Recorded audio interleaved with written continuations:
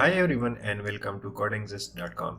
Guys, in today's tutorial I will show you how you can connect your Android phone to your Android Studio without USB cable by using the internet IP address. Okay, so for initialization or opening the port in our mobile phone, in the first step we need a USB cable to connect our Android phone with our PC or laptop. So as you can see here, I have already connected my device, and now you need to open your command prompt or terminal, and here we need to make sure that our PC and our mobile phone is connected to the same network, like same Wi-Fi. Okay, so first command is simply type adb tcp ip 5555. Okay, and hit enter.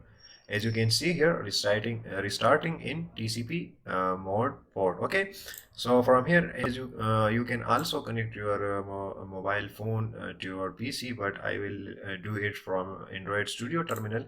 So I will just close the command prompt, and from here I will open the terminal, and let me open my screen here. So I will show you from where you can find the IP address.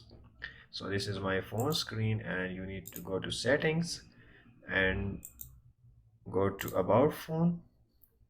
Maybe the setting is different in your phone, but you need to find this IP address. So my IP address is 192.168.0.101. So I need to type here adb connect 192.168 and 01 and 101 and double comma and 5555. Okay, so when I hit enter, as you can see here, connected to this IP address. So now as you can see here, this is connected via USB cable, and this is connected by using IP address. So if I unplug my USB cable from PC, so let me unplug my USB cable, and you will notice that. Okay, so if I open this, so as you can see here, now our phone is connected by using this IP address with our Android Studio. So now from here you can run or debug your application without using USB cable. So the last thing is, I want to tell you that you can after these steps you can simply type adb connect, or simply you can repeat this command to connect your mobile phone.